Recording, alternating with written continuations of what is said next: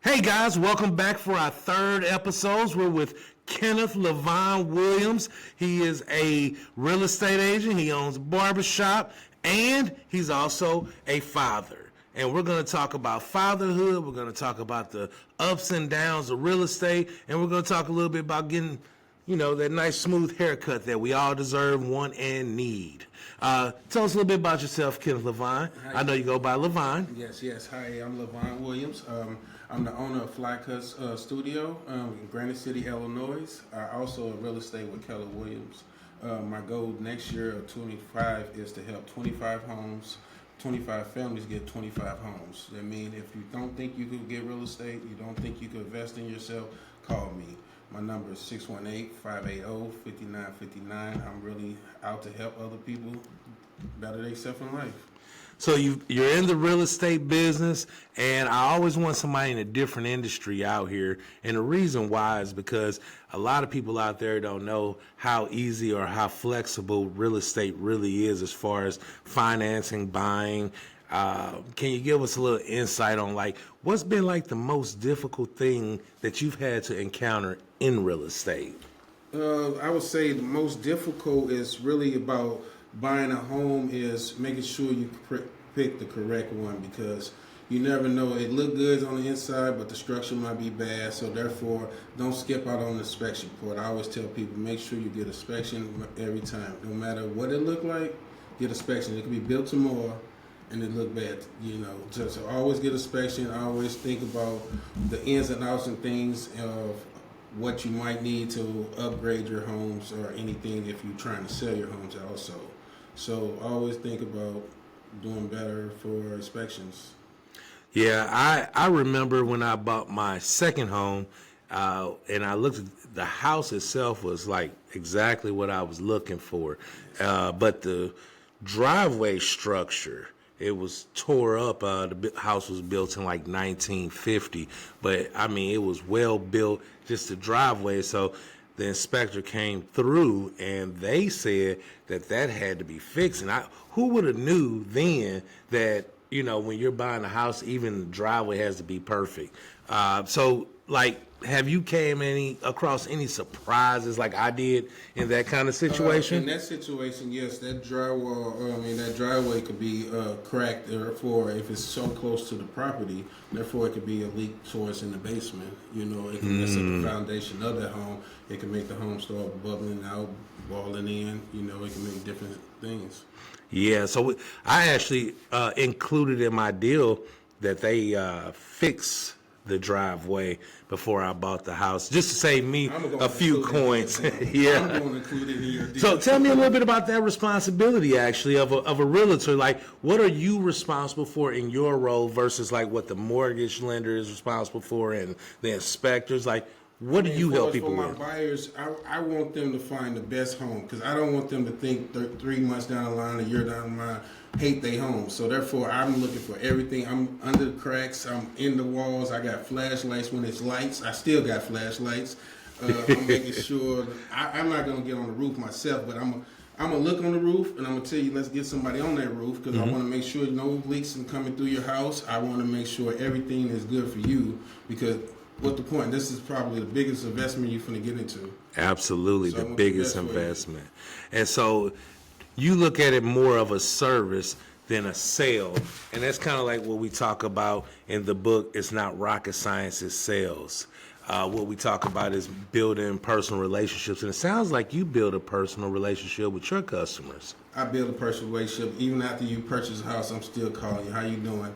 Did you like this home? Merry Christmas. Yeah. I'm still. So that helps set you up for repeats and referrals, because I can remember a long time ago when I was selling cars, I would send out the holiday cards, the birthday cards, and customers would remember me, and if their family needed anything, they would send them.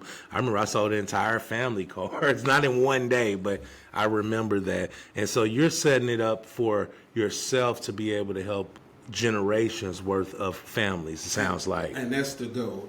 Set it up for You always think about me. It ain't even really always think about me, because if you need an electrician, you need a plumber, I want you to call me. You should have the connect on that. Right, that's what I'm saying. I still want you to call me, so therefore it's not even about what I could do for you. I mean, it is what I could do for you, but it's not what you can do for me all the time.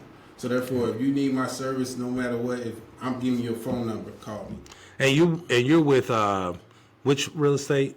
Keller Williams Marquise in Edwardsville, Illinois. All right. So if you're in the Edwardsville area and you're watching this podcast, take the time, look him up, and get you a realtor that cares. And that's what's important, is you work with somebody that cares about you and your needs, and is going to protect you from what some of these houses have to offer that's not exactly what you think it is when you first pull up to it.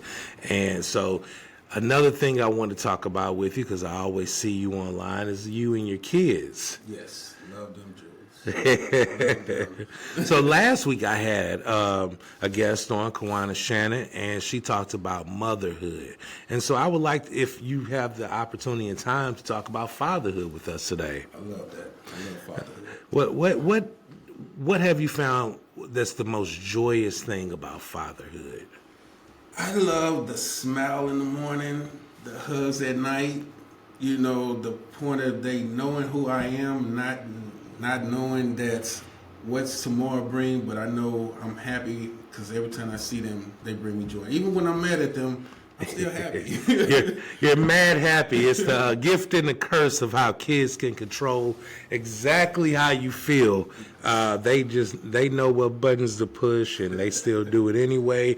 And when they're being just perfect angels, you just want to give them the world.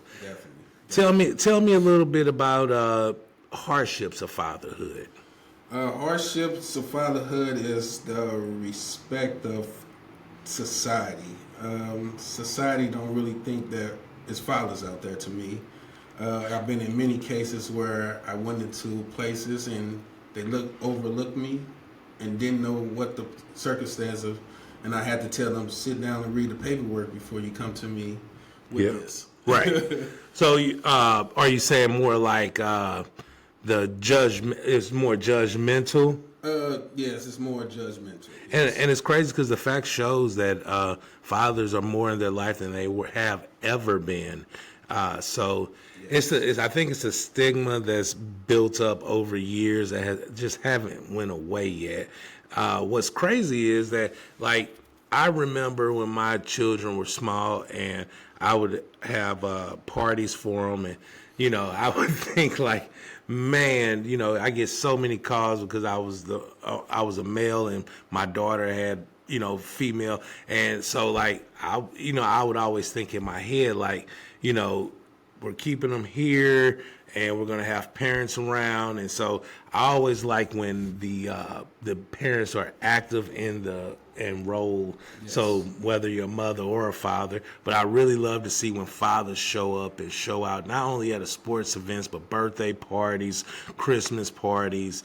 Do you get a chance to operate in that capacity?